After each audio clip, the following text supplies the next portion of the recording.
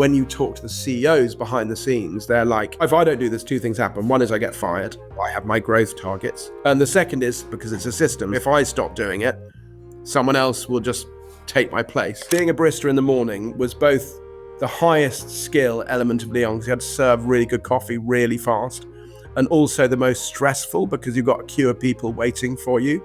And so he did this thing of doing the barista training with people wearing heart rate monitors. It was to speed you up, but also to lower your heart rate. You may get political unrest in Egypt because they import 50% of their waste from Ukraine.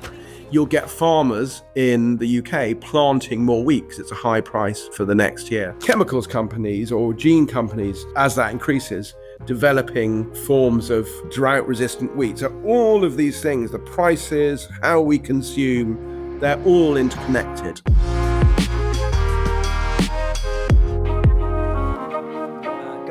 Henry, thank you so much for doing this. As I said before, I think your book Ravenous is stonkingly good. It's got kind of the lightness and sort of brevity of Hemingway, but you've kind of applied that to business. And I think, as I said to you, it's like such a big, complex issue, but it does just read with such kind of easy pace.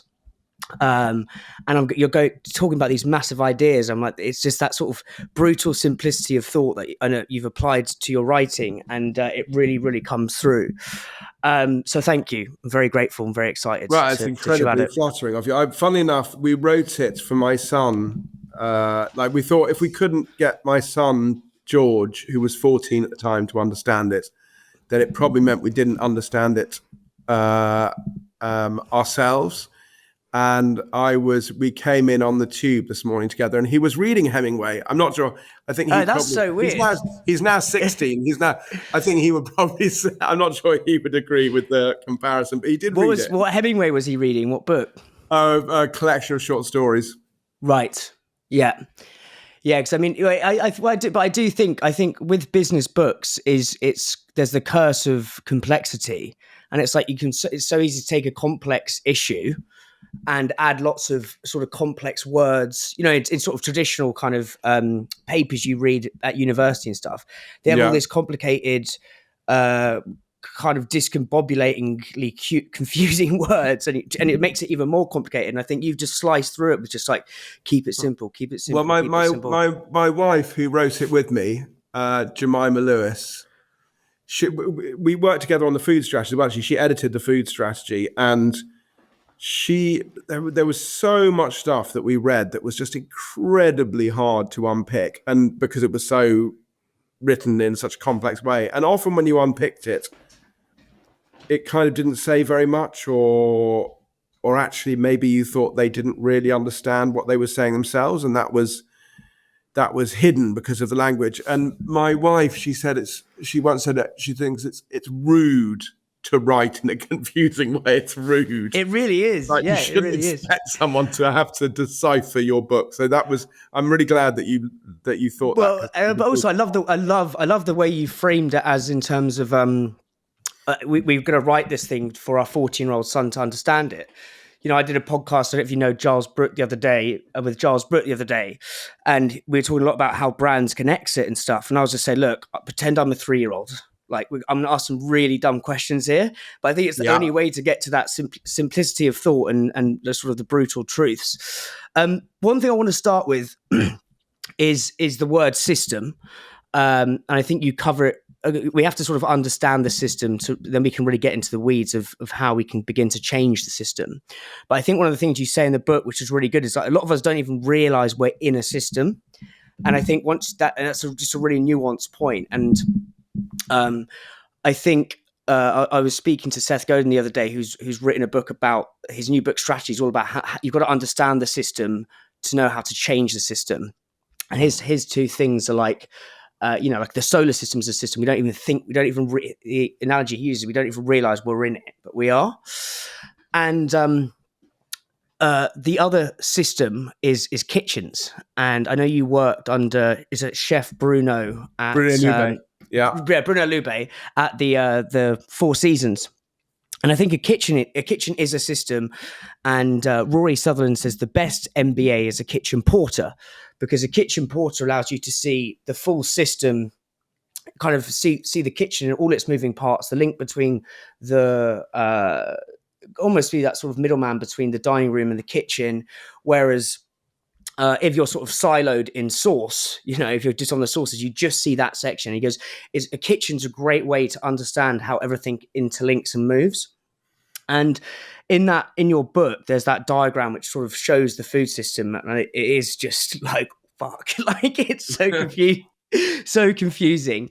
But I would love to know what, under your time working in that kitchen under Bruno and that understanding that system, like what are some lessons you took from that time in your life that you think have helped you understand the systems of this food crisis we're currently facing? Well, it's really interesting question. I think that what I began to realize was during the work on the national food strategy. So I was working for government. I had a government team, and basically you could ring anyone in the world up and you could ask them for advice. And we spent a long time talking to systems experts about like what, everyone says you need to do systems thinking. Like, what does that actually mean? How do you do it? Like, as you said, like, what do I do on Monday morning? Like, treat me like a child, tell me what to do. And there's a lot of that diagram that was in the book, which looks a bit like there's a whole kind of field of scientific endeavor, which involves giving spiders drugs and then seeing what kind of webs they make. And that diagram looks a bit like, you can look at in the Washington Post, I think there's an online quiz still on where you have to guess what drug the spider was on when it made the web. And that diagram that you talk about looks a bit like the web that a spider on speed would make. It's kind of unbelievably complicated. And actually it kind of makes you think, I'm never going to be able to change this at all. And what the kind of good people say about systems is it's just about feedback loops, understanding how different parts affect other parts of the system. And so you see that in any system. So if you look at a kitchen, it's all about communication, and the communication starts even before the customer with the brand, the kind of menu you're going to do. That feeds back into what kind of prices, what kind of things you're going to order, what kind of people you need to hire, what capabilities you need, what training you need to do. All of that stuff is all in the system. And I think that I worked in that kitchen with Bruno when I was just out of university. I'd studied physics and philosophy. I'd forgotten to get a job, and I'd met Bruno at a party, and we got on like a house on fire.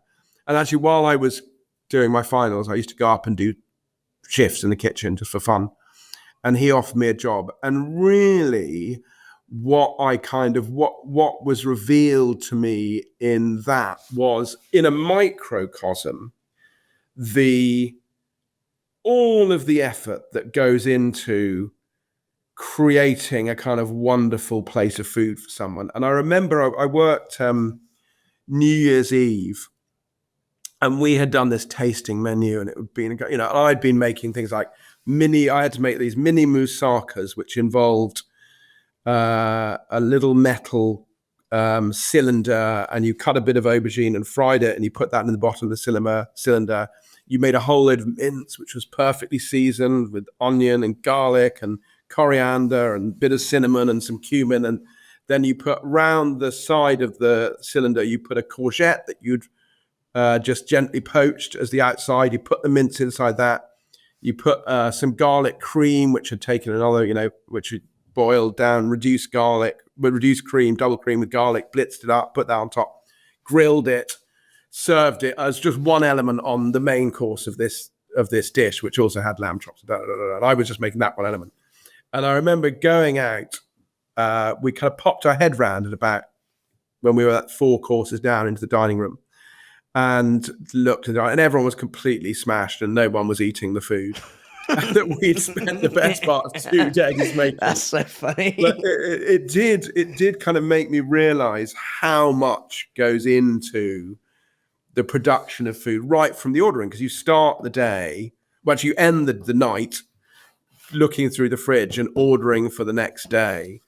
And that really is a microcosm of the food system that we're in. But that is even more intricately linked. So if you take, if you look at wheat, for example, say there's a dry spell and you've got a wheat plant, the wheat plant, that there'll be a chemical that comes up from the roots that will close the stoma, the little holes on the back of the wheat, which is where the carbon dioxide comes out when it's photosynthesizing.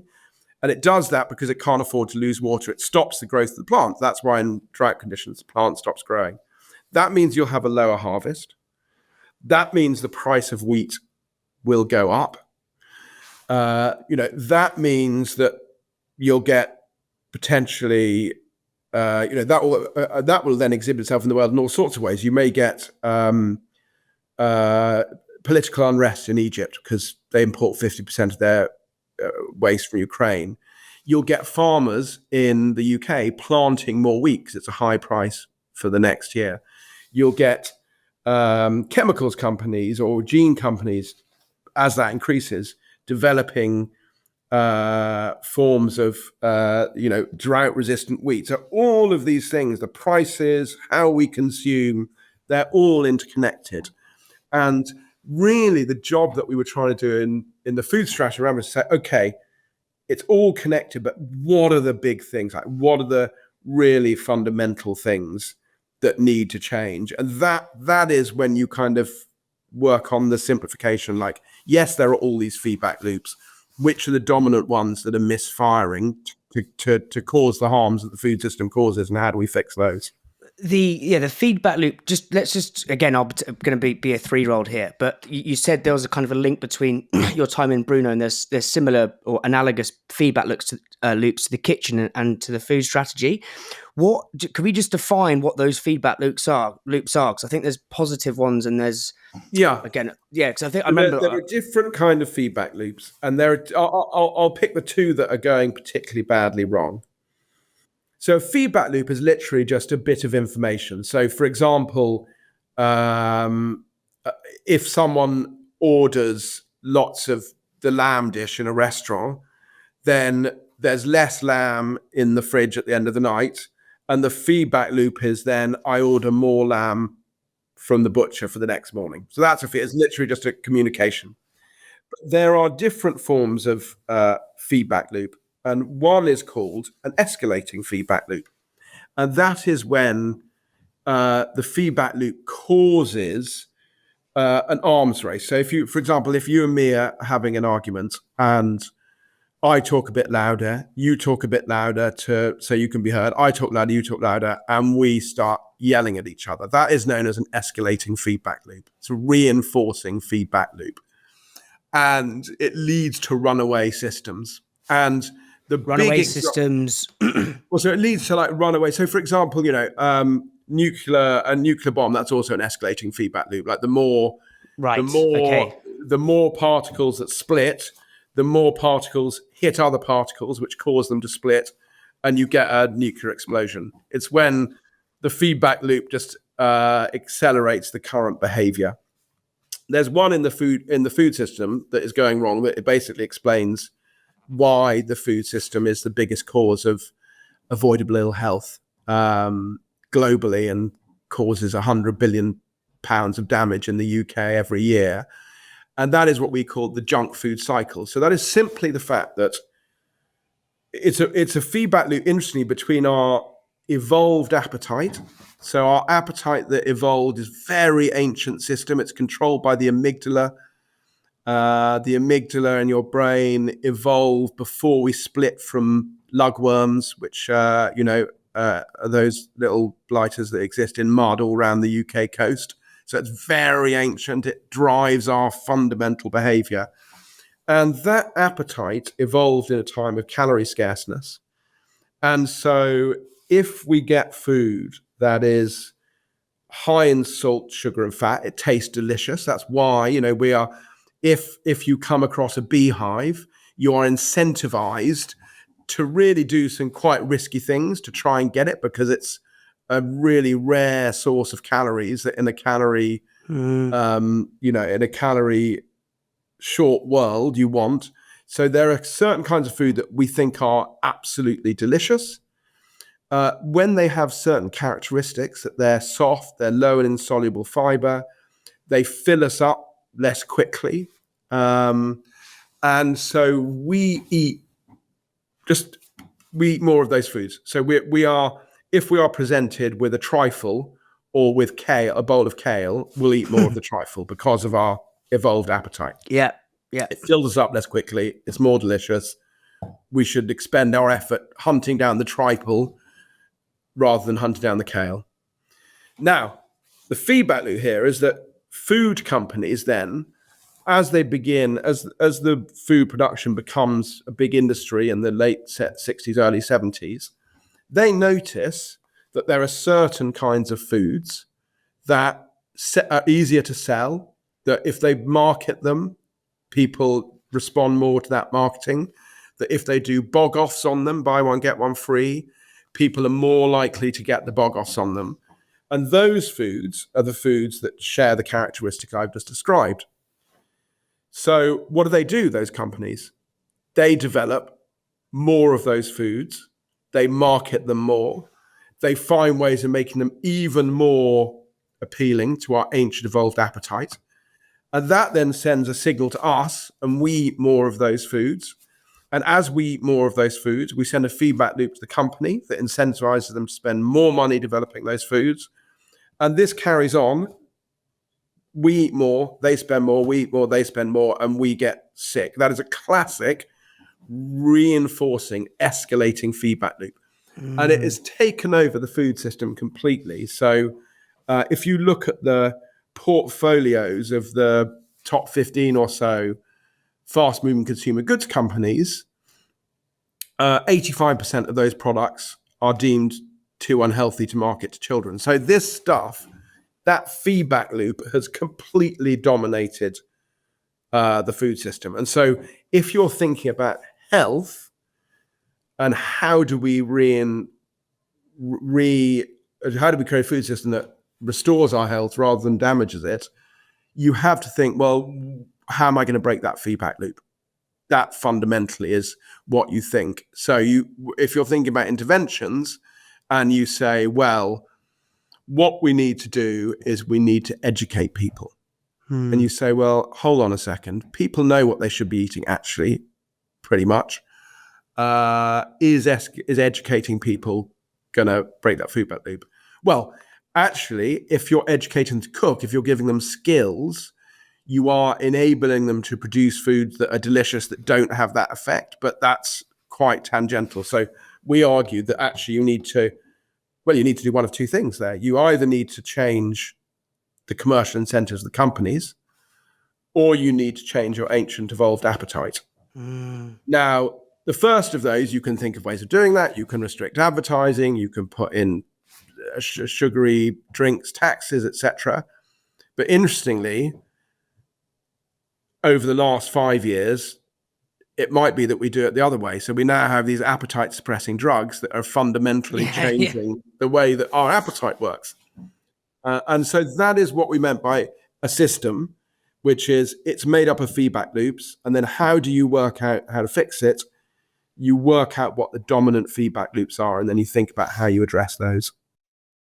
I think the bit of nuance I love in the book is how you you detail how we don't realize we're in this. Well, basically everything you've just explained there is we don't even realize we're in the system. It's kind of like It's almost like the fish doesn't know it's in water. I was driving around yesterday, as you know, I was reading the book in the morning. I was like, actually, driving is kind of like you just get in your car, you don't even think about it. But like the lines on the road, the signs, that's all some massive system. If you think about it, humans driving along at like 17 miles per hour in these metal boxes, there's literally a line there, but it's a system we don't even realize. We just think we're getting in the bloody car and going somewhere. And it's the same with the food system in terms of, as you just detailed there, like the evolutionary perspective, we want food, we want fat, sugar stuff, that keeps us alive, it's adaptive. And then you get to a state down the line, so well, the companies need to make more money, and it's this this constant thing. We don't even realize we're in it. You said, so we've got this escalating reinforcing feedback loop. And then you said you go for the dominating feedback loop that's where you can sort of flick the switch and change it. Like, define the dominating feedback loop. So in any system, there are going to be multiple different things at work. So if you look at, what might be causing us to put on weight, we know, for example, that exercise is part of that, but it's a relatively small part of it. It's when you exercise, a few things happen. Your body responds to make you burn fewer calories. Your body makes you more hungry, et cetera, et cetera. So you try and focus on one dominant feedback loop and you try and tackle that first. Funny enough, this all comes from, it's one of the few, it was kind of introduced to me. Quite a lot of discussion I had on this with a guy called Ian Boyd, who was the chief scientific officer at DEFRA. And he was a biologist who studied energy transfer in biological systems. So he literally looked at, for example, how sun hits a rock pool, is turned into seaweed, and then how all of the creatures in that rock pool rotate the energy of the sun between them by eating each other, basically, and how that can cascade in, how those systems can go wrong and how they can go be healthy, how they can, break down. And he said it's one of the few bits of science that's gone from business to biology, in that it was started by J. Forrester at MIT in the 50s, looking at ordering systems. So J. Forrester was looking at like inventory systems of companies and was noticing that if certain things happened, so if they got too tight or if there were delays, that they'd break down. And he created a maths around that using computer modeling, which is now used in biology. But fundamentally, you have to, the only way that you can kind of find the dominant system is to think about the feedback loop, is to think about what all of the potential ones are, and then take a hypothesis and then act on it and see what happens. But if you talk to, the reason that we settled on the junk food cycle was, first of all, if you talk to the scientists, it made sense. But secondly, when you talk to the CEOs behind the scenes, they're like, well, if I don't do this, someone else, if I don't do this, two things happen. One is I get fired because I have my growth targets. And I can tell you that is the stuff that can make the money and get the growth. And the second is someone else just comes and does it anyway because it's a system. So if I stop doing it, someone else will just take my place. Sure. And so you start off with a hypothesis.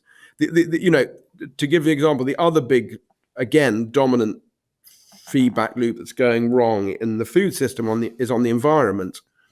And that is actually the absence of a feedback loop. So when you look at nature and climate, the food system has no way of measuring the costs that are wrapped up into its products that are related to nature and climate. So if you look at like the contents of my wallet, I can't count nature or climate in there. If you look at the balance sheets of these companies, nature and climate isn't in there, although interestingly there's a lot of work being done to try and get it in there. And if you look at the GDP of countries, it's not there.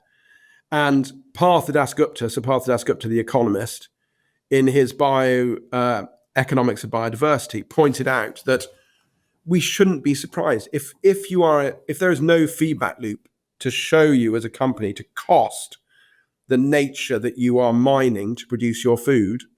We shouldn't be surprised that we're destroying nature at an unprecedented rate because it is a free resource that you're being given to produce your product.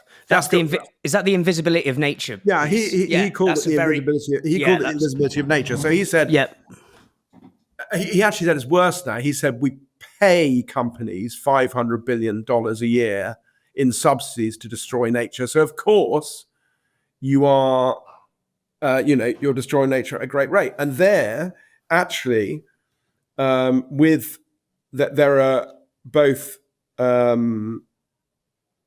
oncoming regulatory but also quasi-regulatory attempts to change that. So there's a thing called the Task Force for Nature-Related Disclosures. Sounds very, very geeky, but literally this is a group of companies who say, we will try and measure the nature that we create and destroy in doing our business, and we will report that alongside the numbers.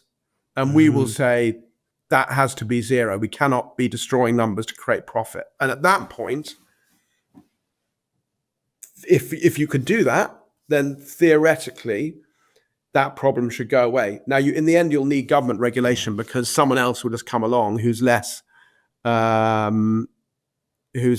benevolent and will make more money producing those same products because they're doing it destroying nature. So you do in the end need government to act. But those two feedback loops, the increasing shouting, the escalating feedback loop of ancient appetite and the commercial incentives of companies, and then this lack of our ability to count nature and anything that we measure success, the invisibility of nature and the junk food cycle, those are the two feedback loops that we posited are the ones that need to be fixed before you can fix anything else. And then, because it's a system, that has all sorts of repercussions in terms of like how do you actually, once you've got those feedback loops in place, what happens? And I think we're still up in terms of the hell. I think that the nature one, the direction of travel is pretty clear. In terms of the health one, I think it's still really unclear whether we will end up drugging our way out of the problem or whether we'll end up regulating our way out of the problem. Probably some combination of the two. Yeah, I think that's the other interesting part of the book is the nudging theory in that place in Finland. Is it Pekka or whatever? I'm very bad at pronouncing things, Henry. So please forgive me. But yeah, but I think it's the bit I loved in that section of the book is it's like it's not one thing. It's this nudging theory, trying lots of things, and it's like they put mushrooms in the sausages. It's just like that sounds like quite an inane thing, but like doing that and you do that plus getting people to smoke less. Yeah, and it's that sort of that nudging theory and all these little things that you can add together. And as you said there, it's probably going to be a combination of getting us to eat healthier and potentially some drug intervention. And I think, I also think that, but I love is like it's the first time I've seen in a book where you actually have empathy for the CEO. It's so easy to lambast these big CEOs and, say, oh, it's your fault. You're force feeding these kids junk food or these people junk food. And it's like, actually, well, look, she or he has probably got a family. They need to look out for it. And you sort of link this evolutionary perspective, which is what we've talked about, that almost that survival thing. It's like that person has got to think about their family and the way and deliver those profits to keep themselves safe. And it's actually having a bit of empathy towards them. And as you say, it's like if he or she buggers off, there'll be another one person to keep doing it. Do you know what I mean? Yeah, I mean, so food company CEOs, they are stuck in the system, right? As I said, they are, and also personally, when most of them are late 50s, early 60s. They've been in this business for 40 years. This stuff wasn't even known at that stage. Like, when I was a kid, a finger of fudge was just enough to give a kid a treat. This was like guiltless pleasure, a little bit of fun. And they had no idea that it was going to completely take over the food system. They had no idea that they were going to become the new kind of smoking, that was. Some had a whiff of it earlier than others. So remember Justin King, who used to be the CEO of Sainsbury's, who was on my advisory board for the National Food Strategy. He was like, I've been telling them for a while that we're going to be the new smoking. So some people it would press him, but others just like, how did I become the bad guy? I was just like giving food that people wanted and doing it cheaply and making available a better array of food than has ever been. My grandparents, would find the food system today kind of completely amazing compared to what was available in their youth. So we're all in the system. I think that you come on to like, how do you fix it? And I think the Pekka Puska thing is really interesting. So Yeah, for listeners, just so the story of that's fascinating, actually. Yeah, so if you just want to detail that quickly, and then we'll jump in. Who I was lucky enough to interview a few times, actually, because amazing. He did quite a lot on school food, and before the National Food Strategy, I'd done a previous bit of work for government on school food back in 2013. Finland at the time in the 70s had the highest rates of coronary heart disease and early both male and female mortality in the world. And Pekka Puska was a young doctor in Finland, and the head of at the time, Pekka Puska went on to become the head of the Finnish health system. But at the time, the head of the Finnish health system said that he got so fed up with scientists coming to Finland to stick needles in them and try and work out why they were so unhealthy, that he decided that they had to do something about it. And he selected this young doctor, Pekka Puska, and he joked. I'm not sure he joked about that. One of the reasons that he selected a young doctor was that it was going to take so long to sort out that they needed someone started young to try and work out what to do. And they started in North Karelia, which is up in the north of the country, and there in that place, you had very high incidence of smoking. Vegetables were thought of as things that you gave to your animals. So, like the most common. Yeah, the most common stew was just basically butter and pork and salt and water. This was really bad diet. It was long periods of the year when it was dark, a lot of physical inactivity. And what Puska decided, he talked about, people criticized him after, saying, we can't tell what you did. Like, you did so many different things. I'll talk about what he did in a second.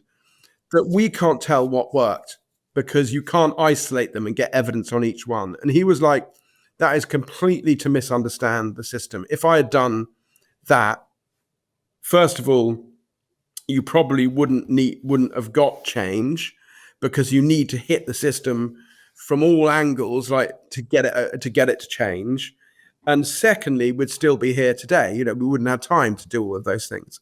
So he did what he said is boots deep in the mud, he called it. You got to get boots. So in North Karelia, and then they rolled it out to the whole of Finland. They did everything they could think of. They literally created new cookbooks with stews with vegetables in them, and they trained big training program across the whole population and retrain them what to cook.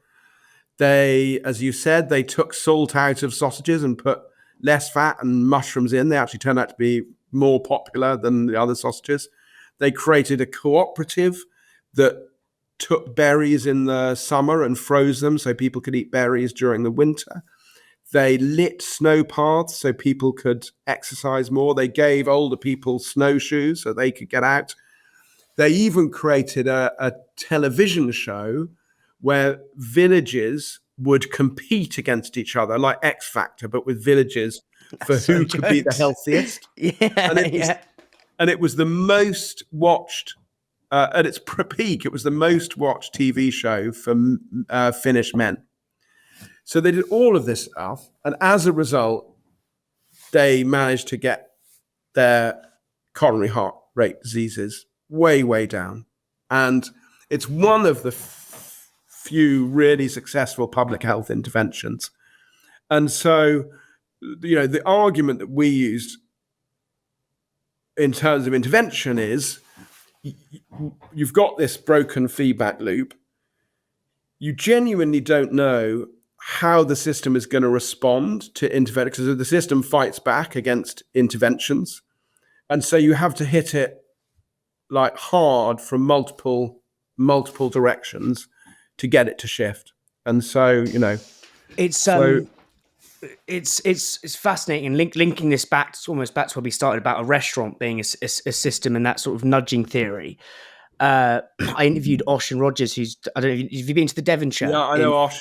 I haven't been to the Devonshire, but I've known Osh for years. Oh, he's brilliant. And Yeah, I'm going for lunch actually with him next week. But we were talking about the 1%. He was saying we do all these little things. Like, so it could be their equivalent of mushrooms, sausages could be the bar menu on the beer mat, right? It's a tiny little thing no one thinks about. Another little thing he does is we'll never, when you go to a pub and they run out of glasses in the summer and stuff like that, it's really annoying. You've got to have a Guinness and a plastic. It's just it's horrible. Then we've got loads of glasses up the back, so they're prepared. That's another little thing. They've got a medicine cabinet upstairs which has to be used, which is basically if someone comes in being a bit of an arsehole or in a mood, they'll give them a nice little shot or something. But what Osh was saying is all these little things that add up, you nudge, and as you say, I love that, Henry, attack it from all angles. And then you get this kind of this change. And that's what he was saying at the Devonshire. He's constantly trying to think about those little 1% things. Funny enough, in business, what's interesting is, because obviously that was with Leon, which was the business I set up with John Vincent. The other thing about that is you, which is similar to systems, is you actually don't know what combinations of things you do works. So I think, one of the common mistakes people make with the business is they think that they actually understand exactly what it is they're doing that works. And very often that's not the case. So you often see people think, well, I can take this restaurant, I can do it. Instead of doing it in a 5,000 square foot, I'll do it in 1,800. I'll do the small version. Absolutely bombs, because what you didn't realize was the thing that people really loved about it was the scale or the vibe, or, the other way around. So I think, the system that you create in this, it's a very closed system, a restaurant. You're basically pretty much in control of everything that comes in and everything that goes out, but you still don't really know how it works. You have a guess. yeah. It's like you post-rationalize it, don't you? Be like, that's exactly why it was going to work, and but it's all. Yeah, I always say people who are rolling out restaurants come and ask for advice. I say, just do it until you really have run out of spaces that you can go to that are the same. Just do it the same. Don't risk changing it, because it's not that you're a genius. It's that you are talented and you've somehow lucked upon a formula that people really like and it works. And so don't assume that what were those let's go into the Leon journey then. And what would you say were some of those successes that you were getting right that you could only understand retrospectively? Early period between, I don't know how quickly you scaled up, but maybe the 2 to 10 sites we made mark. Loads. We started in 2004 and we made loads and loads of mistakes. Such as? But most of those, I really learned that with sites. So, a 1.5, a kind of 800 square meter site is different in fundamental ways from a 1.5 thousand square meter site. These sites are very different, and we made lots of mistakes where we thought, we can squeeze it into there. We can do, we can move from kind of dense city location to Brompton Road because Leon's great and the menu's great and there are enough people who work there, but actually everything is, we made a lot of mistakes where we thought we could stretch it and it couldn't stretch it. And then we did other things where we stretched it and it was a success, you have to, the difference between a government beating a system and trying things and hitting it and a business is, in a business you can experiment, so you can quickly try and fail. Whereas in government, actually, it's much harder. If you look at, for example, the sugary drinks levy, which is whatever it is, 15 years old, I can't remember, very old. It was done once. In a business, you would have changed it 3 or 4 times. You would have tweaked it. At the moment, you've got these weird tiers where drinks are backing up behind levels of tax, and there are all sorts of weird things about it that you would have ironed out, but it's just very difficult with laws nimble. Yeah, the speed of, it's almost like I'm exploring here is like nature as a system, business as a system, and then government legislation as a system. It's almost the speed in the latter is just the metabolic rate. I think that's a really good point. Like the metabolic rate of government, yeah, is compared with nature and business, it's unbelievably slow. Yeah. And that's why if you look at some of the government interventions, like if you don't get them right, the system will, like, people will work around very quickly. If you look at ILNs, so one of the things that the government has said now is that you can't advertise junk food on ILNs. You used to go to the island and it was just like a rack of chocolate on discount, or a sugary cereals or whatever it is, because people buy those and they'll buy more than they need and are good money. So the government said we'll block those. Now you go to supermarket, if you know this has happened, what do you see happen there? Two things have happened.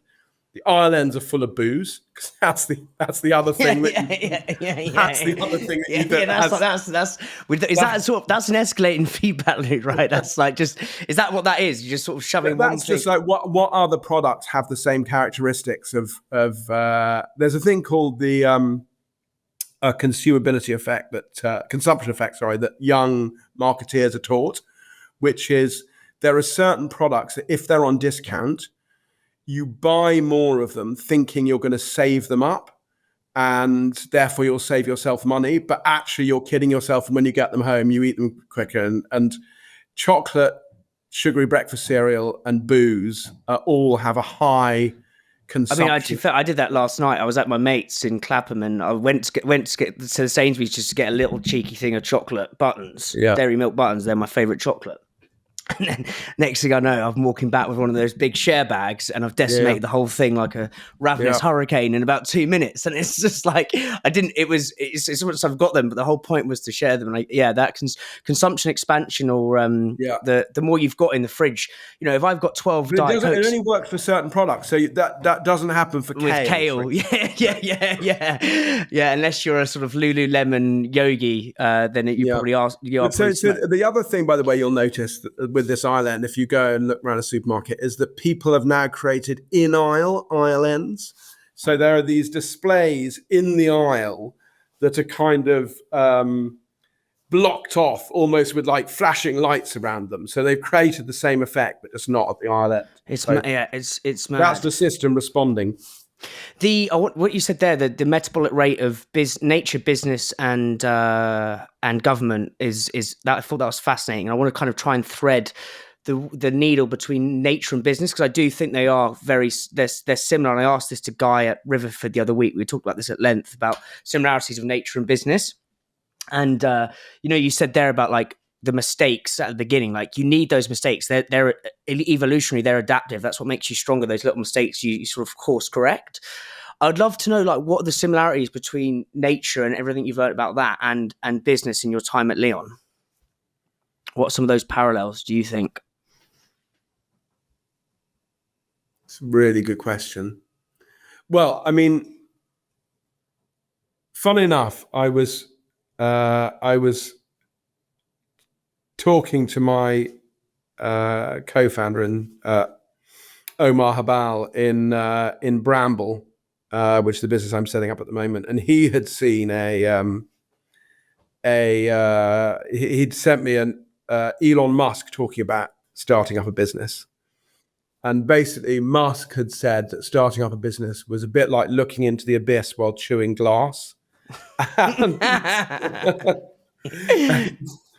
And he said, I will come back to nature, but he said you're looking into the abyss because basically a business is always, for much longer than people outside think, it feels very fragile, always about to run out of money, always balancing fundraising with action, always growing fast, moving at breakneck speed. And then chewing glass, he said, was because basically by definition, by the time the problems got to you, they were the really hard ones. So you had to spend your time trying to fix. You didn't spend your time on the fun stuff as a founder. You spent your time fixing the stuff that was really important and no one else could fix. So that was a chewing glass piece. But I do think that actually I've completely changed over the time my view of like of what a business is about, and feels like to a much more organic one. Mm-hmm. So when we started Leon, John Vincent, my partner in that, was much more instinctive than me. and much more kind of visionary in the sense that he could close his eyes and he kind of knew what he wanted, constantly getting ideas like just from his brain. Whereas I get ideas by piecing together things. I kind of like create collages, and that forces me to think in different ways. So I need input. I need input to my brain. Sure. His brain is self-producing, and I kind of thought of starting business with Leon as sort of maybe like a battle against entropy. So trying to entropy, as in that's where entropy, as in the natural state of nature is to move towards more disorder. Yes. So structure is, so in the end, the whole universe will just be a hum. All the atoms. This is true. This is how it ends. Yeah. You know this already. It ends with all the atoms equally spaced throughout the universe and a very gentle hum going through it. All of human life has been pointless. Anyway, so I was on that bleak note. I always thought that. Carry on. I always thought that it was about a battle between a battle of against entropy. So trying to create order, using your energy to create order out of chaos. And in a very literal way, that is what business does. It takes energy and it uses that energy to create products or services, order out of entropy. But I now think of business as a much more organic. And I used to think, the analogy I used to use was, you're trying to build a car while driving at 100 miles an hour. So you're trying to drive the car, which isn't quite built, and drive at 100 miles an hour and build at the same time. Whereas I do now think of business as a much more organic thing, which is about reacting. It's about understanding the system that you're in and reacting more quickly and better than your competitors. And if you spend too much time creating the plans, then you will be overrun by people who are moving faster than you. So I now kind of think of building a business as an organic thing, as kind of organic creation. You're an organic living thing that is growing, that is getting more people into it, more talent, but growing and responding and using that talent to navigate the environment, rather than creating a kind of more Stalinist 5-year plan. It's a bit like, even though they were terrible, I think of business a bit like the Star Wars 1 to 3 rather than 1 and 2. You remember how like all the I remember Lucas talking about the spaceships, of why were the spaceships in Star Wars 3 to, was it 3 the first one? It was all in some sort of discombobulating order, wasn't it? Yeah. So he said, why were they all so mechanical, and whereas the previous ones, the prequels, were all organic? And he said, because they lost their way and they became this kind of monolith. And so I used to think of business as being a more mechanical thing, and I now think of it as being a more organic thing. And that if you get the incentives right, it will in some way be self-organizing, rather than you having to impose an order on it. Right? Like, it's a kind of fool's errand constantly to think you are imposing the order on it. Yeah, no, I love that finding or creating order from chaos. That was your sort of first one, and now it sort of changes. It's more of an organic thing. You're still creating order from chaos, because that is literally, overcoming entropy is what we humans do. That's what creatures do. We organize. We use the sun's energy to organize ourselves. But it's about doing it in a more organic way, focusing on the incentives within the business that incentivize you to react to your environment, rather than looking at it as a directive, a very top-down directive. Yeah, Nassim Taleb's got a great thing called stoicistic tinkering, where you basically tinker, and he says lots of people see these founders as sort of these we human beings. Another thing human beings love to do is mythologize and sort of create these sort of superhuman godlike people. I think in the modern day of that is founders. Like, we revere Elon Musk, we revere the Steve Jobs of the world, with his almost sort of like godlike deity sort of figures. And don't get me wrong, they are complete geniuses. But what Nassim Taleb says is, he says, actually, if you boil it back, it's like a lot of it is just linking this to nature. It's just trial, error, and just never stopping. And I think that trial error is a way more organic way of doing things. It's like being in sync with nature versus, as you say, the directive top down. Right, we're gonna fucking do this, and then I think it's what I never even thought. I haven't really explored this before. And also, I suppose linking it to nature is, so many founders say like the brand is their third kid. Like there are so many analogies to linking it to nature. The brand is their kid. Like they you birth the brand. Definitely. I think interesting, if you think about trial and error, like natural selection is the ultimate trial and error expression of trial and error. Yeah. And I suppose those are the trial and error and the. I mean, you hope as a business person that your trials are not as random as the genetic mutations. I think you have to think, to be successful in business, you have to be slightly less random in your trial and error. You have to, because if you fail, if you do just like continually do dumb things, then you're probably not going to be successful. Yeah. There's a massive caveat with that.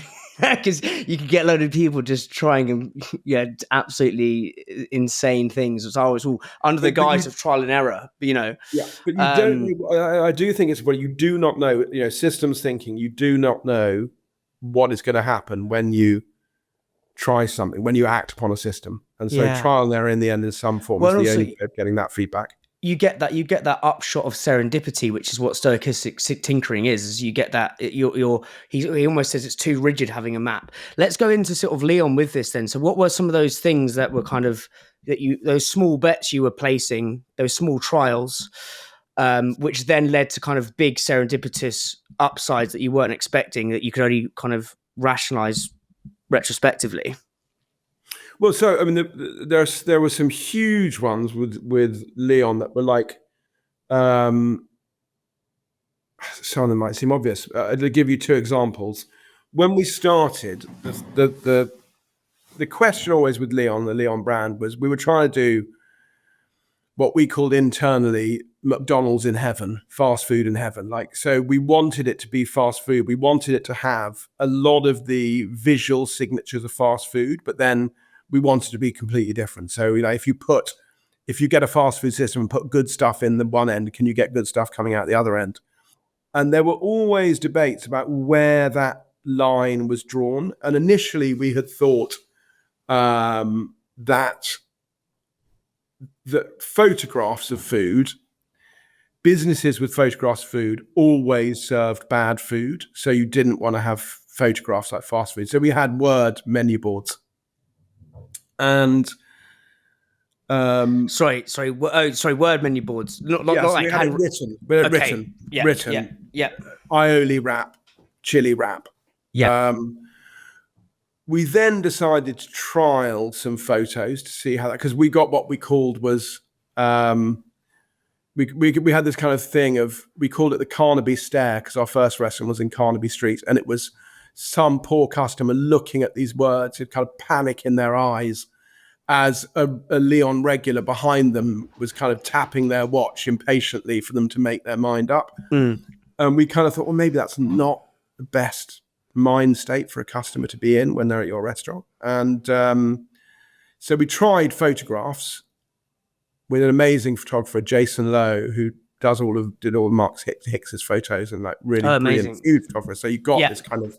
So we got a really good food photographer to do fast food photos, and immediately overnight it added huge amounts to our sales. So it was something we could have tried earlier. It might seem like an obvious trial, but there were all sorts of other things that we tried. They all seem obvious retrospectively. That's the point of it. What other ones?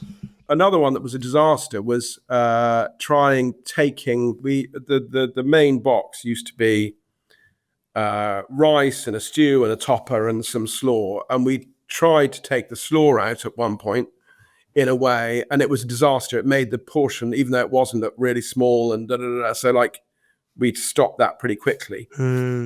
Other things that were surprising was we didn't realize when we started that people a significant number of people look at the back of the queue and decide whether or not to join it or go to Pret, depending on how long it is. So what does that mean?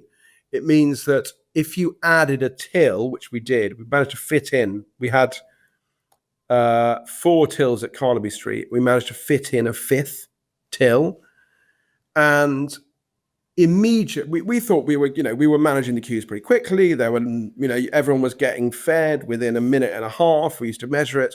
We added a till and we increased sales by 25% overnight because there just were people who were looking at the out. That's one till. Yeah. One till, because you went from 4 to 5 tills, sales up by 25%. So, so those kind of things, you can't ever know until you try. And you have hypotheses, but it's So what would you say from a leadership perspective? The invisibility of nature. I love that as again linking nature to business. I think that's kind of a theme today. But I think there's stuff in business, and I've worked for a brand, and I've interviewed tons of founders, and there can be things that happen in an organization. You can't necessarily see it, but it's kind of potentially like cancerous. So I mean, one example could be like a negative employee or something you don't necessarily, you can't see it happening, but it is nefarious. And I think a role as your leader is, as you say, is to try and find kind of order within chaos. What would you say is the invisibility of nature parallel in business, do you think? It's a good question. If you're a challenger brand that's absolutely killing it in D2C, but you're struggling to crack retail, then you've got to listen to this. Maybe you've got an Ocado listing, maybe you've got a Whole Foods listing, maybe you're absolutely killing it in Selfridges, maybe you're absolutely killing it in your farm shop and your indies. But my friends, making the leap, crossing El Chasm, crossing El Rubicon to grocery retail is not easy. It's the Champions League of FMCG. It's super hard. It means playing at a higher level. And that's where so many amazing brands sadly stumble. Look, retailers want stories backed by data, not dreams and a pretty pitch deck. And let's be real, supermarkets are not just going to magically make a space for you and your little brand. They need data. Something's got to go for you to get in, for you to get on shelf. And that is why I've got to tell you about North Star. They are the team that's helping purpose-led FMCG brands go from gut instinct dreams to unstoppable pitch decks that actually unlock retailers. North Star are not like another data company that force feed you data like foie gras, that act like a NASA space mission. It's super, super simple to use. Their team are amazing and they actually get the challenger mindset. North Star are your shortcut to smarter decisions, stronger pitches, and investor confidence, all built specifically for challenger brands like yours. You don't need a massive sales team, you need North Star. Link in the show notes. Click that link and you'll be able to book a free demo with North Star. Highly, highly recommend that, and thank me later. Well, I mean, I guess what the invisibility of nature is that you are using a resource that you are assuming is free, and at some point you're going to exhaust that resource and there will be system collapse. So I guess the thing that we a kind of parallel in business for that is the faith and trust of your team, probably. Sure. So you can run a team incredibly hard, but we started, when we started doing pulse surveys, so literally measuring, would you recommend every week? I mean, okay, amazing. Yeah. Would you recommend your job to a friend? How are you doing? Like, just measuring that, like the goodwill, the extent to which you were drawing down on the goodwill of your team. That led to some really fundamental changes of how we did things. We noticed that there was basically it was a leading indicator. So it went, team members a bit unhappy, manager leaves, team members leave, sales go down. And then once you've got a restaurant down that stage, it takes a hell of a lot of effort to get it back up to where it was. So, and this was back in 2000. We started in 2004. So it was like the digital stuff. Now I think almost everyone does it, pulse surveys. But in those days, I don't think they did. And that was just recognizing, like, if you think about a system the other definition of a system, by the way, is you measure it in terms of stocks and flows. So you have a stock of, and you can have a stock of anything. You can have a stock of cash. You can have a stock of lamb in your fridge, but you can also have a stock of trust that your customer has in you. You can have a stock of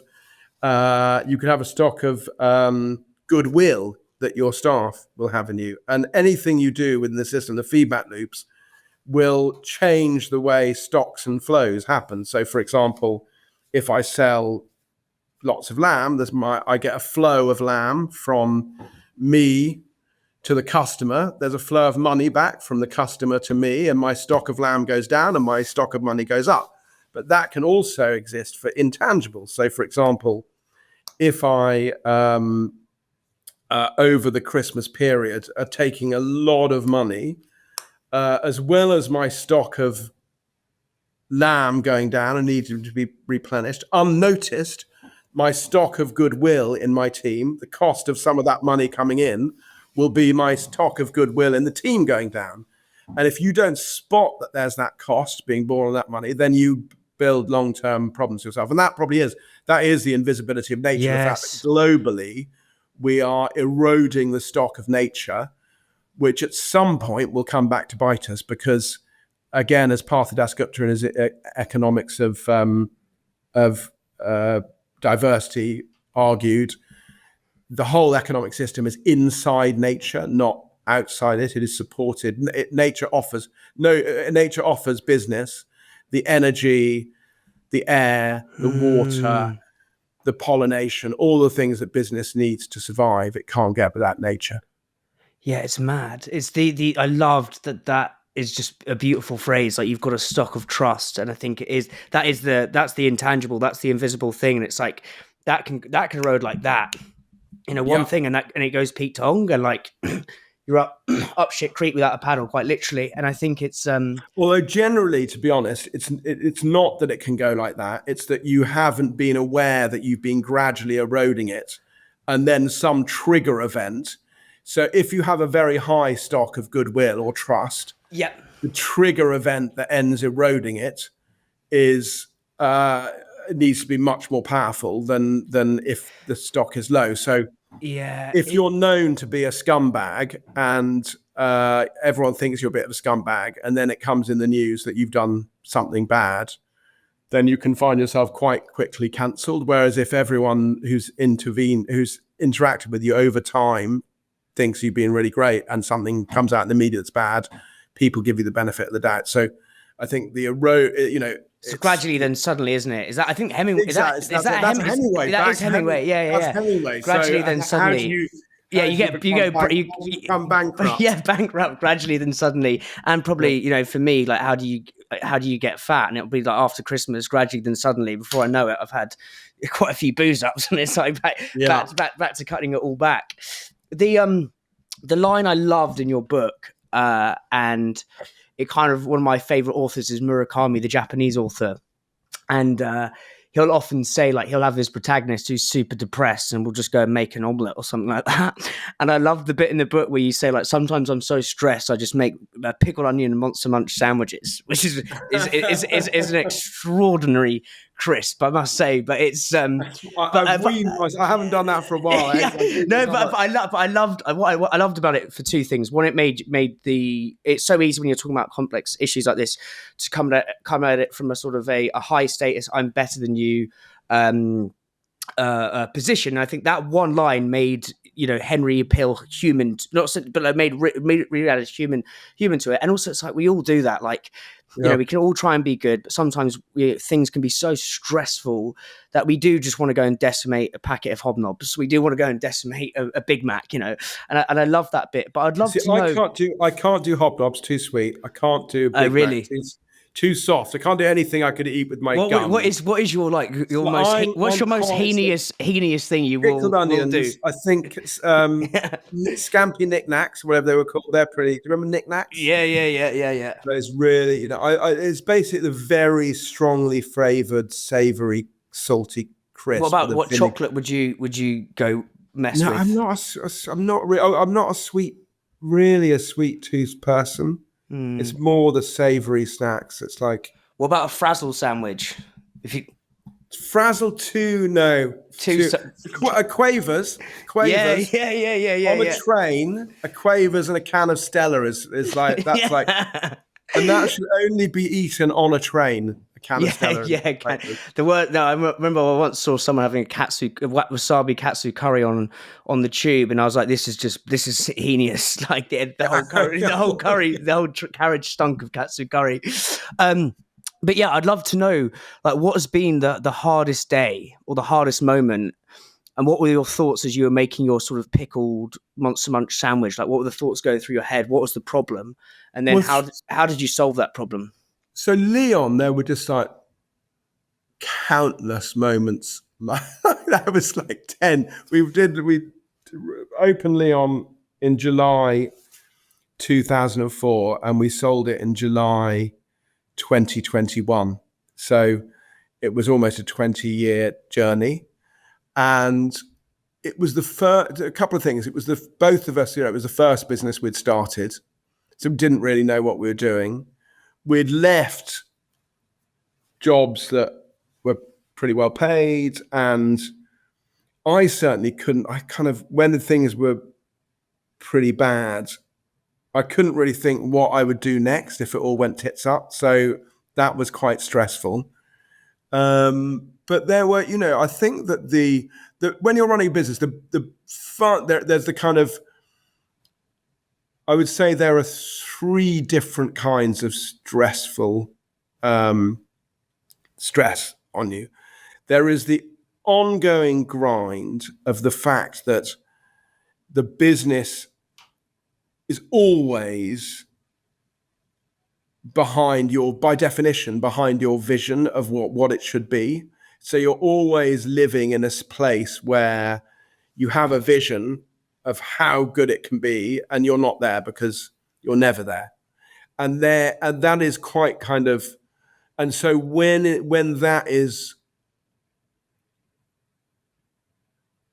you see the things that are wrong, go wrong, there's kind of a particular stress to that. And whether that's any examples of that when I love that the vision lags behind the reality. Yeah. So I think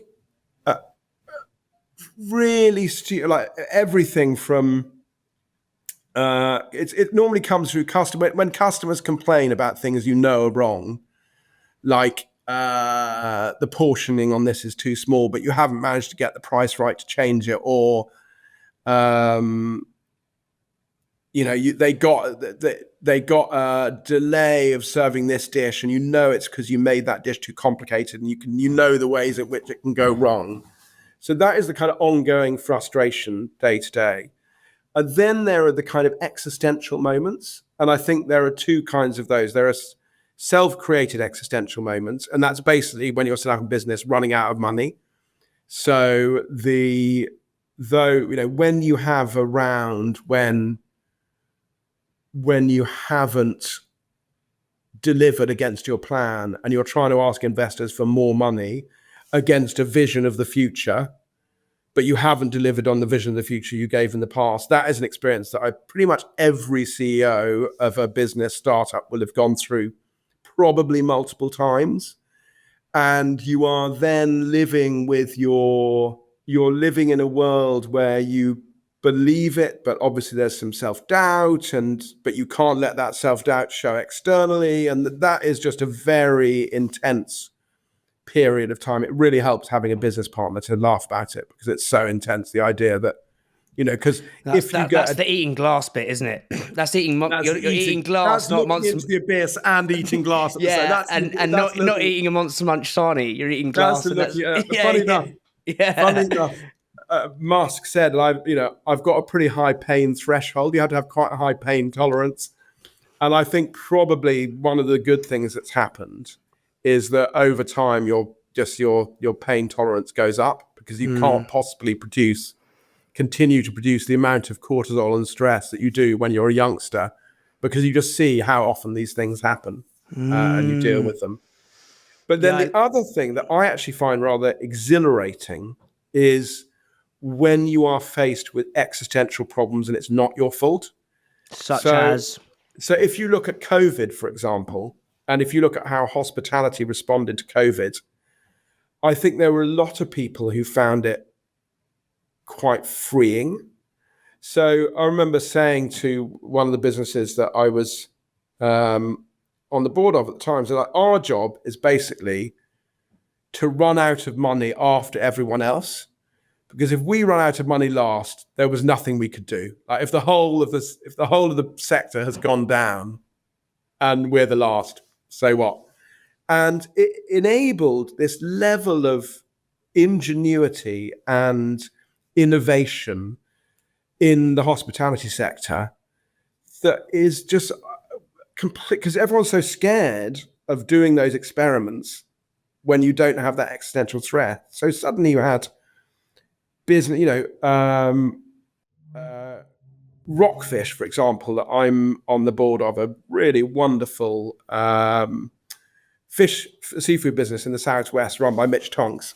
During COVID, Mitch bought a fish business at Brixham, vertically integrated his supply chain, so now buys his own fish and sells it. Would you, sorry, again, dumb 3-year-old here, Henry, a vertically integrated supply chain. Yeah, no, he used to buy fish from third parties, and then he started buying it himself, which meant he could serve in the restaurants what was cheap. He could see what's fresh and cheap on the market and then pass that on to the restaurant. So suddenly he has a lower cost of fish than anyone else. But at the same time, he set up a direct-to-consumer business because the restaurant was closed. And that's now doing really well. And like, there's just no way that in the normal course of operations outside COVID, he would have done that. He would have said, well, I've got to go from 9 to 16 restaurants. Why am I thinking about? But he's fundamentally created a much stronger business as a result, because now he controls his supply. So I just think a lot of people do that. The whole way in which we staffed and thought about staffing post-COVID has changed. People were like doing things like closing on a Monday, and which they never would have dreamt, because they were trying to get every single last bit of money, but then they realized that was causing problems for morale. So I think all sorts of existential threats, like the meteor hitting Earth, that leads to enormous creativity. It leads to sending Liv Tyler's boyfriend up onto an asteroid. What was that film? Armageddon. Yeah. Well, no, it's linking it back to nature again, and it's like these black swan events. And I'm obsessed with Nassim Taleb, so I can't bad on about him. But these black swan events can either make you stronger. What the whole adage of what doesn't kill you make you stronger, which is like rocks, fish. You sort of become anti-fragile, or as a nature doesn't fucking like, can just completely decimate you. And I know so many businesses that did get completely wiped out, and there's the truth of nature in that, I think, and it's endlessly fascinating, that. And I think that strength and that. So you said that third kind of stress, which is the sort of outside of your control, existential stress, but it kind of breeds that sort of injection of creativity. It's exciting. It breeds. I mean, funny enough, John Vincent, my business partner in Lyon, he wrote a wonderful book called Winning, Not Fighting, which was based on his experience. He became like really into martial arts as we were doing Lyon. And in fact, he had this brilliant idea, which was just crazy and worked really well, of training all of our baristas. He noticed that like there were that being a barista in the morning was both the highest skill element of Lyon, because you had to serve really good coffee really fast, and also the most stressful, because you've got a queue of people waiting for you.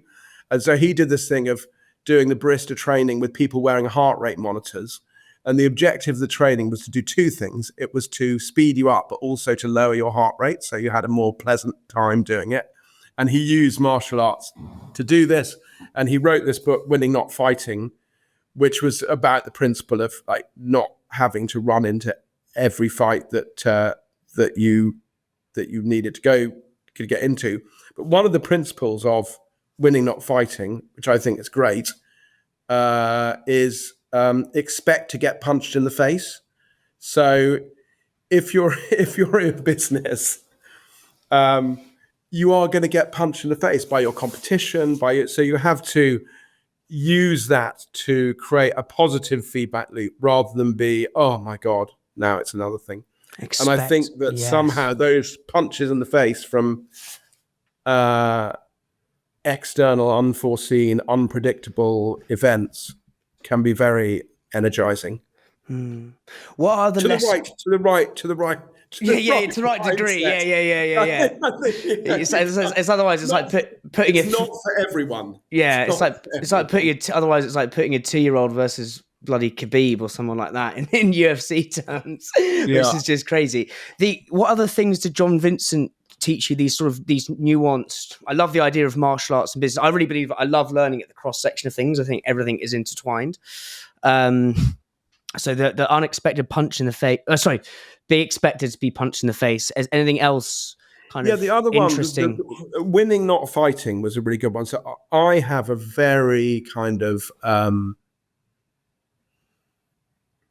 not Protestant mindset, but very kind of stubborn, determined mindset. So it's like, you show me an obstacle and I will either climb over it, smash through it. It's kind of like a red rag to a bull. And he coined this phrase, winning, not fighting. I think he's actually about to start a podcast, winning, not fighting podcast, which was brilliant. But he said, like, why are you always fighting these battles? I'm like, because they're there. And there was a really good example of this, which was genuinely one of the things in my life that has made me kind of reconsider how I do things, which was the advertising stat. We were the first people in the UK to do a superfood salad. Our salad from the beginning was called superfood salad. And I don't know what happened, but anyway, the advertising standards agency wrote to us and said, you can't call it a superfood salad because, what's a superfood? This is a misleading claim, blah, blah, blah. And my kind of response when John told me about this was, fuck them. Like, everyone has copied us. Like, W.H. Smith has got a fucking superfood salad. We're gonna, we're gonna take this on and we're gonna win. And he was like, nah, let's just change our salad to super salad. Because if we fight it, you and me, we're going to be spending just hours and hours in meetings with lawyers and this, that, and the other. And what's the point? So that's exactly what he did. And we are now one of the few businesses in the UK food businesses doing kind of healthy-ish food that doesn't have a superfood salad. And that is an example of winning, not fighting. It didn't make 2 jots of difference to the overall success of the business. I love that. There's but what you said, fuck him. There's Osh has got in the green room at the back. He got it by the guy who did Meat Liquor, gave it to him. He's got all that art in the back. Yeah. We recorded it there. Scott's. Yeah, Scott's, that's it. He's got a massive, massive thing which just says fuck them all. Fuck them all. That's just fuck them all. Yeah. And I was like, that's sort of my approach with this. As everyone says, if someone says to me you can't do it, I'm like, right, game on. This is like, I'm not going to stop.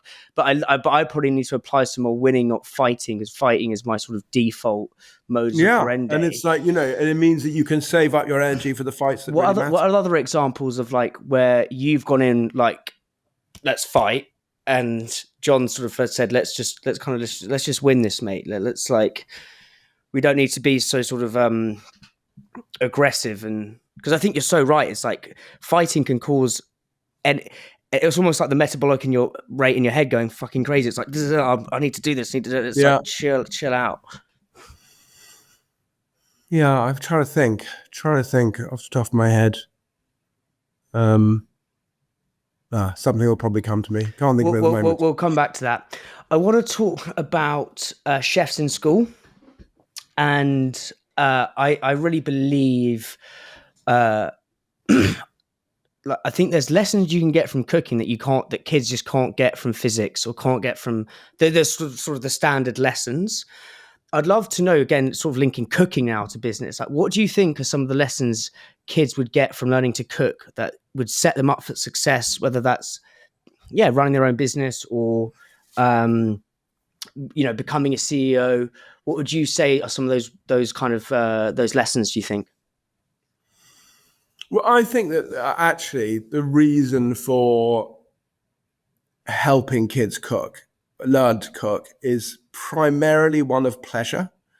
And that should be, enabling someone. When we did the school food plan, we actually wrote, me and my wife, who wrote Ravenous with us, wrote what is currently the food curriculum, which is theoretically compulsory up to the age of 14, isn't happening for various reasons in too many schools.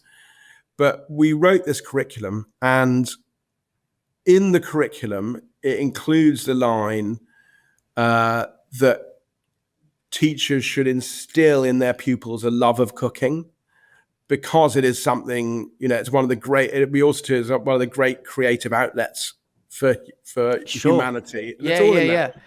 And funny enough, the civil servant said you can't ask teachers to instill a love of cooking into pupils. That's too much to ask them.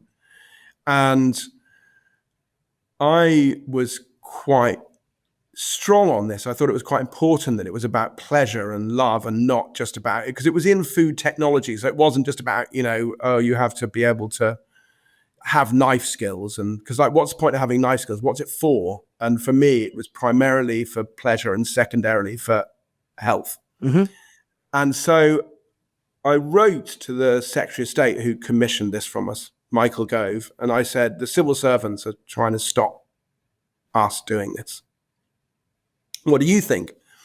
And he said, funny enough, I've just been having a similar battle myself. Go and have a look at the English curriculum, page 5, line 3. And in there it said, instill in pupils a love of reading.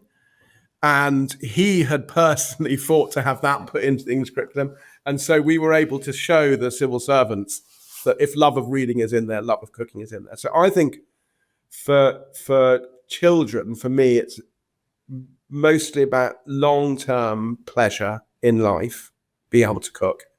And it's a lovely flow activity. It's something that takes your mind off things enough to enjoy it while not doing other things. And then secondarily, it's about being able to cook on a budget and be able to cook healthily on a budget, which you can only really do if you can cook, rather than some kind of meta occupation that informs all other bits of life. And I'm sure you could write a book about how cooking is the meaning of life, and I'm sure someone's done. No, you can kind of push these parallels into gobbledygook land, which I've done before. But yeah, I completely agree, and I think it's interesting because the amount of people who are like, oh, I'm not creative, right? Their school tells them not creative, but then they're astoundingly good cooks.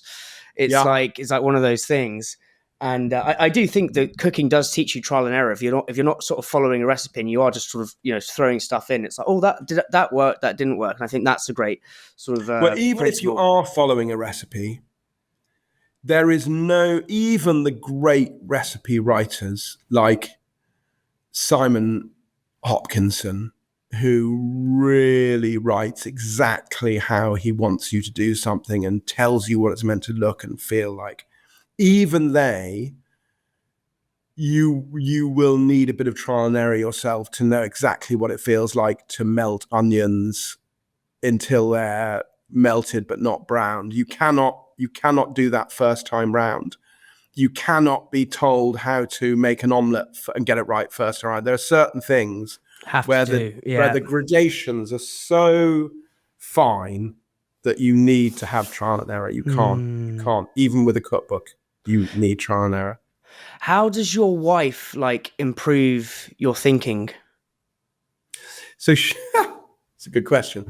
She definitely does. So the thing that she does that's incredibly irritating, but I knew it was going to start with irritating and then work its way back from there. Yeah, go on. But the predominant thing that she does is she said I will write a first draft of anything we've done, but she's edited everything. She's edited the school food plan. She edited the national food strategy. She co-wrote Ravenous. I will write the first thing, and then because she, in the nicest possible sense, she knows nothing about food systems. I mean, she actually probably knows now, she's probably in the top 5% of the country because she's done those three things, but theoretically she knows nothing. She will say, what do you actually mean? I don't understand this. Can you be more specific? Can you write out what you actually mean? You've jumped 3 steps.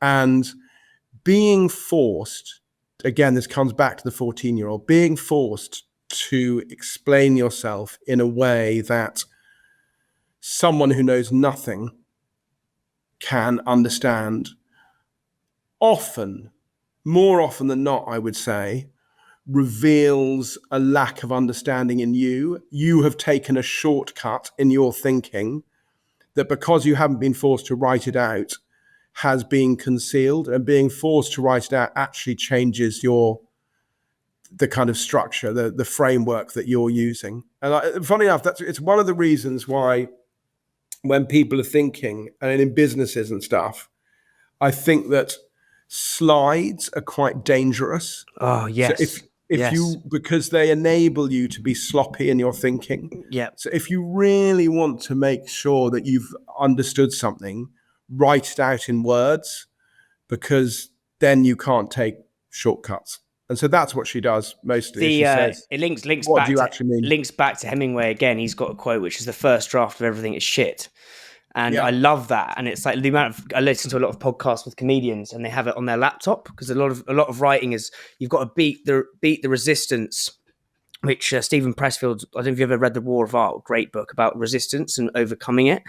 And it's that sort of creative kind of, it feels like a block, and you have to run at it. And the way to sort of get through that is to accept that the first thing you're going to write down is crap, but then you're going to go back to it and you're going to polish your thinking. I think it says, linking to what you're saying there, Henry, about the slides, is the slides are a way to sort of not polish your thinking. It's to kind of just put a veneer over your thinking, and it's not actually the lucid kind of truth. With that framework of, you writing this draft, wife comes in, polish, explain. What was the hardest chapter to get down in that book? We spent a long time on the systems chapter. Okay, yeah, I can imagine that, yeah. For 2 reasons. One was that it was quite early on. Yeah. And we wanted it not only to be clear, but to be fun and interesting to read. And there's a real risk that you have to start it quite close to the front, because nothing else makes sense. Sure. But you don't want to sit people down and say, just here's the theory. So getting that crisp and clear was difficult. And then at the end, trying to explain how huge the potential different outcomes could be depending on what happened in the food system, and express both the fear and the hope in a way that wasn't, where the fear didn't crush. That was quite that's another it's walking on the line, isn't it, there, between because you need people to, the purpose of the book, why write a book? Because you want people to act. You want people to think things and act differently. That's the only reason for writing a book. What do you want people to think differently? What do you want them to do differently? And if you end up with a kind of crushingly depressing ending, people will not act. So you need to be able to you need to say, the meteor is almost hitting the earth, but there's ways to avoid it. There is, we can change it. And part of that was looking back and saying, because the defeatists say, oh, the genie's out of the bottle. We've got this food system. It's never going to change. But over 20, 30-year periods, things change beyond, any... people are very bad at underestimating how much things can change in the long term. They tend to overestimate how much you could change in the short term and underestimate how much things can change in the long term. I was talking in a school in Hackney the other day to a bunch of sixth formers, and they were saying, are we really going to change? Is this going to change? Nothing's going to change. And I was like, well, when I was young, you could smoke on the tube, and you'd go down onto the tube, and the smoking carriage, and the door would open, and smoke would belch out. And I do think there's a chance. You could smoke at the back of the plane. Are you young enough to remember that? No. Yeah. So at the back of the plane was the smoking area. There were like 3 or 4 That's rows, so crazy. and there was a little curtain across Yeah. to stop the smoke getting down. And of course, most of the smokers would not sit at the smoking seats, but they'd go back to the smoking area to smoke. So this kind of unbelievable fog would half through the plane. Yeah. I was saying to the kids, I do think there's a chance that we'll look back at the food system now in the way that I look back at that and think, wow, that was really weird. It was really weird that we lived in a world where you could smoke on the tube. It's really weird that we lived in a world where you went into a petrol station or a supermarket and 75% of the foods that they sold were stuff that was killing us. It's really weird that we lived in the world where the food system was so destructive of nature and carbon that actually it was a threat to our ability to produce food. And I do think that there is another future where that isn't the case. Yeah, it's interesting that Matt Ridley, who wrote The Rational Optimist, says like good news travels quickly. Bad news travels fast. Good news travels slowly. And it's like you can't appreciate things happening. And I think is it the William Wilberforce bloke? William Wilberforce. Wilberforce. He was the guy, the anti-slavery campaigner, and also the guy who was a key in founding the RSPCA as a. Yeah, so that's the 1800, like that in 1800s, I think it's 1830s, whereby he's like, slavery was like that was a thing then, and we look back at it now as it's been like one of the most heinous things that you could ever do. I'd love to know.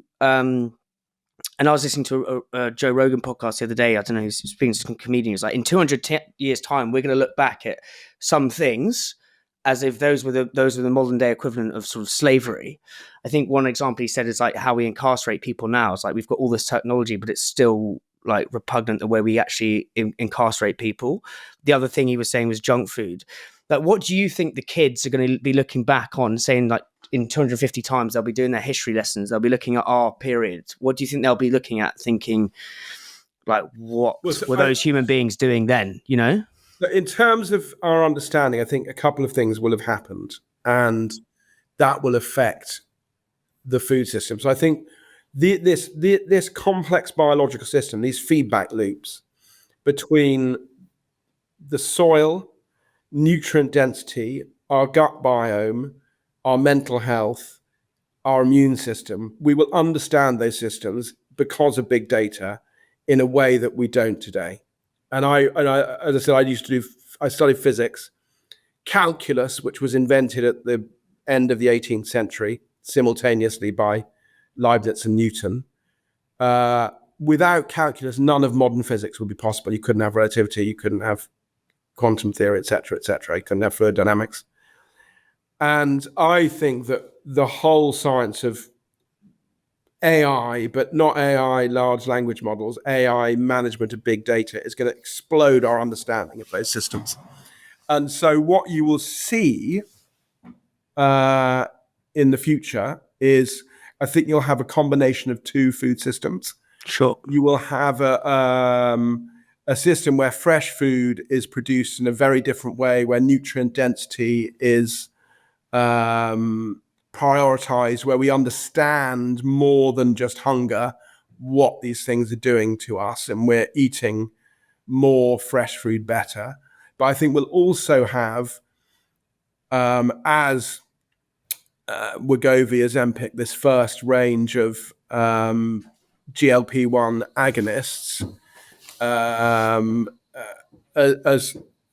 as those doing, we will have the medicalization of that as well. So we will have, as we understand this system, you'll have people who will work out how you can hack it in different ways. But I think it is inconceivable that we will not be, in either of those two ways, eating better and being more healthy. And so I think we'll just look back at it as a period of, it's of scientific a bit of a scientific dark age where we realized there was a problem, but we didn't know how to solve it. We didn't know what was causing the problem. And I think that we'll see ourselves as, enlightened. And I can't see how, with the escalating cost and socialized cost, we go on doing what we're doing at the moment. In the States, if you look at how the system interacts in the States, it's really interesting. So you've got the fast-moving consumer goods companies, consumer product companies, who are really beginning to get frightened now by these appetite-suppressing drugs, because it's not only that they're making people eat less, they're actually, making them like cherries and fruit. And I think, oh God, I don't really want Cheetos anymore. I want that. And so that is quite, so they're sitting there thinking, well, what's our purpose? How do we not lose 10 to 20% of our revenues? What feedback loop is that? Sorry. So is Ozempic, what was that? Is that escalating? Ozempic is acting on the appetite. That is the thing that's, rather than change the commercial incentives of companies, change the appetite. Ozempic is changing the appetite. And then, but is that escalating or reinforcing, or what's breaking the escalating feedback loop. Okay, with you, yeah. So it is taking the junk food cycle and it is making your appetite it's changing your appetite so it doesn't respond to those things, so that it doesn't make you crave all the bad stuff. It makes you like good stuff and like less of it. That's what's going on there. It's basically a miracle drug, really. It's a miracle drug. Yeah. Well, in some respects, yeah. Some people, it's interesting. Some people think it will continue to be a miracle drug. Some people think that that you will, basically all drugs go through kind of 3 phases. The first phase is, it's quite interesting. The second phase, it's going to solve everything, and then the third phase is, I wouldn't give it to my dog. And so there are some people who are like, well, hold on a second. It clearly acts on your brain. Ooh, do we really know? And I don't think we know yet how that's going to play out. But anyway, you've got, it's breaking the junk food cycle in the States. And so, but not by attacking the commercial incentives, by changing the appetite. And so the fast food companies are frightened by it. The pharma companies, the drugs companies, Ozempic and Wegovy are the first of a whole array of drugs in this space. So there is a pipeline coming on for all the different companies, different drugs. Some of them are injections, some of them are pills. And the pharma companies are thinking, we will have that profit from the food companies. And then the insurers, so in the States, it's not the state that bears the cost, it's the insurers. And they're the ones who are doing what we would call nanny state interventions in America. So in the name of capitalism, they're subsidizing fruit and veg. They're teaching people to cook. They're, literally walking around supermarkets with people they insure to show them how to get a better diet, because they pay either way. They either pay for the appetite suppressing drugs or they pay for the amputations from type 2 diabetes. So I think that system is just fundamentally not sustainable. I cannot see how, through increased scientific knowledge and interventions, you don't get to a system where we look back at today and think that was just weird. Where do we stand? 'Cause I know you go a lot in the book about the bit I find it fascinating. Another thing was the isolationist thing in Japan, where they sort of close everything in, and that made them. Everyone thinks, as you say, Japan's got this kind of holy, we eat the best, but it wasn't like that. They were eating wasn't always like that. I would say, how do we stand comparatively to, say, the US, us, other countries, in terms of out of everyone you've sort of spoken to, in terms of facing this issue in kind of the right way? Do you know what I mean? So we are at the forefront in terms of environmental regulation and changing our farming system. Yep. We're like probably the leading nation in the world on that. Yep. And we are, in terms of outcomes, we're one of the worst. Only Malta has more obesity than we do in Europe. That's so crazy. We're a close second. We're a close second to America and Canada. But why is that? Because I don't understand that. Because other European countries, they booze a lot. Well, they don't binge, but they booze and they smoke.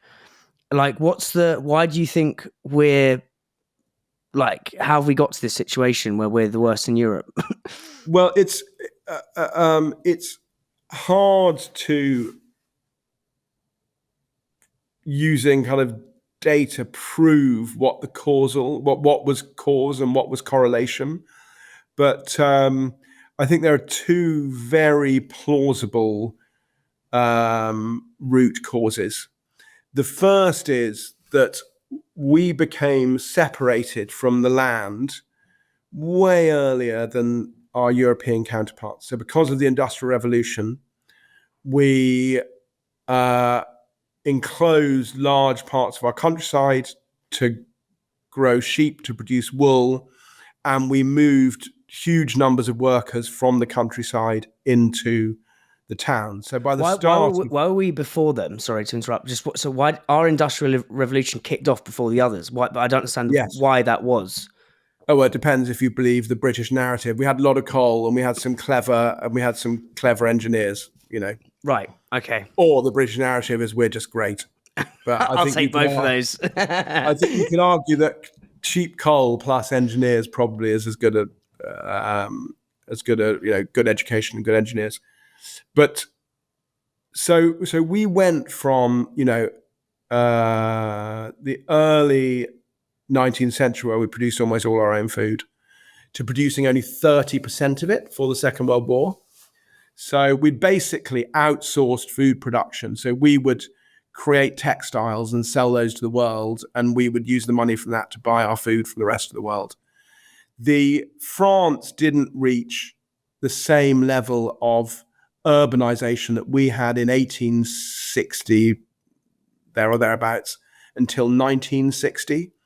So they kept their food culture. I've just done this report called Nourishing Britain, which was published last week, where we interviewed loads of prime ministers and health secretaries and people about why we're so bad at the politics of food in this country. And Nick Clegg, as part of that, said, my wife comes from a rural Spanish village where the GDP per capita is much lower than a lot of the UK, and they eat really well. So this link between poverty and bad diet is quite a uniquely British thing. And I think that is partly because we just lost the culture. We lost the culture of living on the land and of our own indigenous diet. So that's one part of it. Just quickly on that, just quickly, sorry, on that, Pete, my curiosity is sort of erupting here. But another thing I've found fascinating again is just like our class system is just quite a uniquely British thing.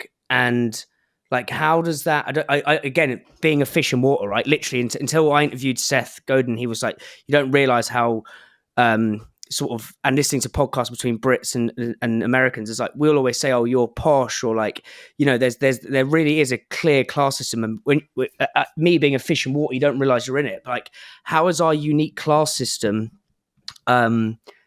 impacted our food system? Do you know what I mean?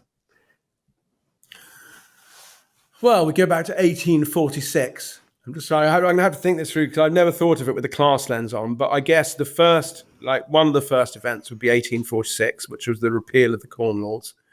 Repeal of the Corn Laws. Corn Laws, so right. Up until 1846, we were very protectionist. And so we basically kept the price of corn at a high level, so that the lords, largely the upper class who owned all our land, could benefit from the price of expensive corn. And then there were riots, and in 1846 the Corn Laws were repealed, the government fell, and that was when we started importing lots from abroad. And then at the same time you were getting this mass migration into cities. So how has that impacted our food system? I don't know, because you'd say in a class sense, you would say that I don't really know how class works now. The people who own the factories, they're middle class, aren't they? They're the aspiring bourgeoisie. I don't know. It's a good question. I'll have to go back. It's through a class lens. Yeah, but I've always looked at it through a poverty lens, but not through a class lens. Yeah, there must be elements of it that are class related, but not poverty related. Yeah, because I didn't realize how. I think it was Jimmy Carr said on a podcast about how he spent a lot of time in America and the UK. It's like when he went to America, he was like, it's a racist divide, whereas in a racial divide, whereas in the UK, it's way more of a class divide. And it's just something I was like, but again, being a fish in the water, you don't realize it until you're out of the water, kind of thing. Yeah, that's fascinating. And then the one thing I wanted to ask you about was, I love this quote by Keith Floyd, which is, if I can find it somewhere, which is, to know a country, you must eat a country. And I love that. And I think, one of my heroes is Bourdain, who's, sadly not here, but I think his sort of just voracious appetite to learn through eating and by going to different cultures. Now, what are some of the places you've been around the world that through eating that country you understood it better? Well, I write about Japan in the book and eating it, and then kind of understanding how that diet evolved. But I think if you look, I think that if you look fundamentally, what you see in a cuisine of a country is a combination of its geography, its politics, and its economics. So, for example, if you look at, let's take an example of where's got a delicious cuisine, Mauritius. Mauritius is really interesting cuisine. Weird food, isn't it? It's like an amalgamation of everything, isn't it? Chinese, French. It's crazy. So they have a Chinese, French, Indian, bit of Indian, and you can trace the ways of integrating. Quite interestingly, all integrated into its own cuisine. So those cuisines didn't separate. If you look at another country, been to quite a bit, Jordan, there you've got these two cuisines. So you've got what they call the desert and the sown. So you've got the sown. The sown, SOWN. Oh, sorry, yeah. So they talk about like the agricultural diet from the fertile areas, which is very different from the Berber, the desert, the desert diet, which is, the staple is they get this extraordinary yogurt, which they dry into these hard balls, because that's how you keep it. And then they make these mansaf, this incredible stew where you get the dried yogurt and you boil it up with water and then you put meat in it. And so all of the culture is built around the cuisine and the geography. So I think I instinctively, whenever I go anywhere, and the other thing you've got in Jordan, interestingly, is they've got all these dishes that have come down. So there was a migration from Georgia. So you had back in the 19th century, early 20th century, I can't remember, migrants coming down from Georgia, and they brought a whole load of Caucasian dishes. So walnuts cooked with milk and chicken, for example, which is a classic Georgian dish. And those now exist in northern Jordanian cuisine. So, I think that it's one lens to understand a country, and it's probably one of the most enjoyable lenses to understand a country through. Yeah, the Jordan thing's fascinating. What other crazy like places have you been to, and the food's really kind of just as you were saying, it's one lens to explore things, but like where the food's really kind of grabbed you. Oh, so another great one, traveling in Laos.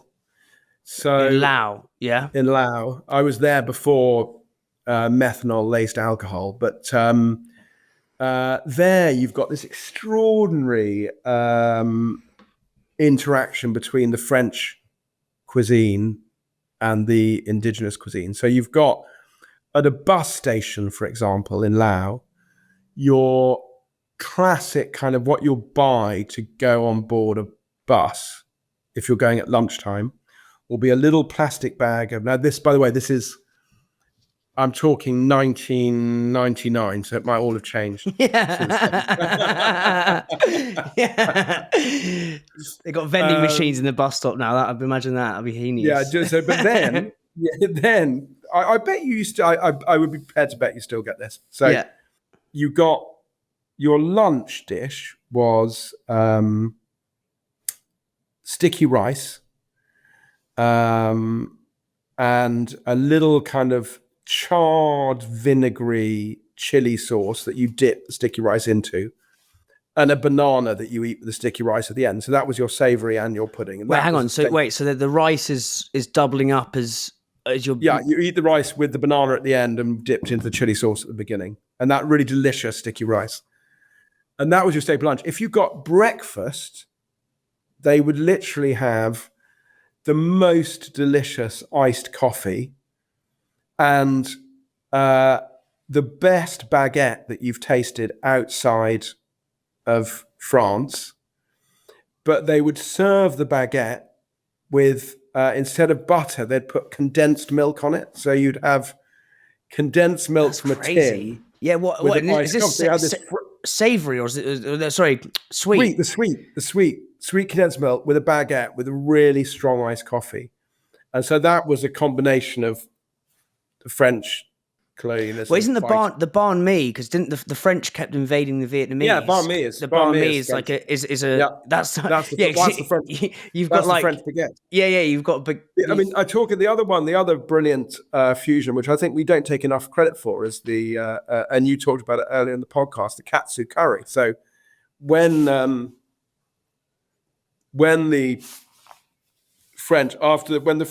Japanese came out of isolation, the Meiji period, late 19th century.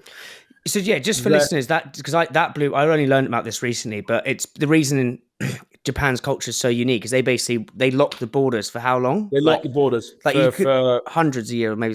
Yeah, exactly. Yeah. They didn't trade with anyone, and then they started trading, and they started trading with the Dutch because the Dutch would stand on Bibles and swear. They made the people, and the Dutch were the only people pragmatic enough to say, "Oh, that's fine. Let's stand on a Bible." And the Chinese and the emperor's like, my God, everyone's so big and we're so small. We're going to have to improve our diet. And one of the ways that they improved their diet was they started with the armed forces, creating new recipe books for them and new recipes. And then they would, on the radio,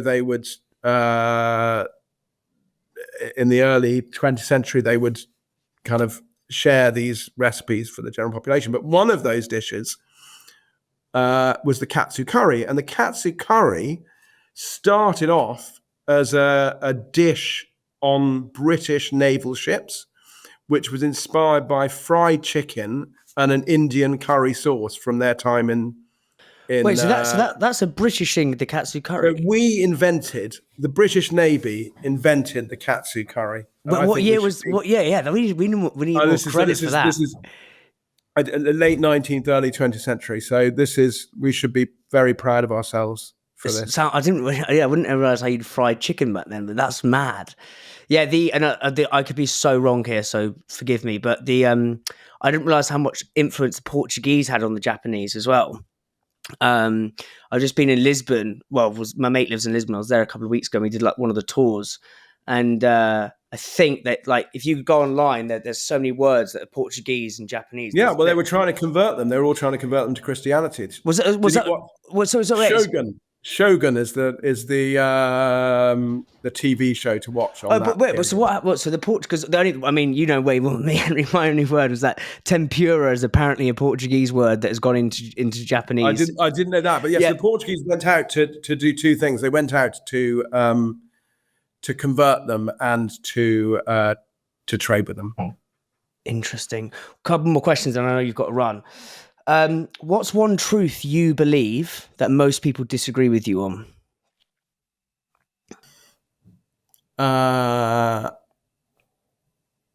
think we have far less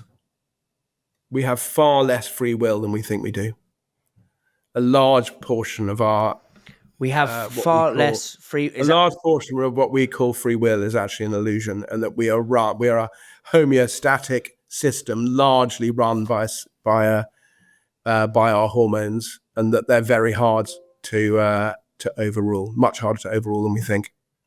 Wait, so sorry. So wait, we have less free will than we think. Things you do that you think you are deciding whether to eat this biscuit, whether to go here, do that. A lot of that is decided unconsciously and then presents itself to you as a decision that you have made, whereas actually your hormones have decided it for you. There's actually quite good evidence for that in terms of when you make a decision, looking at the brainwaves on when you make a decision versus when you think you've made the decision. Okay, yeah. And final thing is just for my own curiosity, is what are some of your favorite books?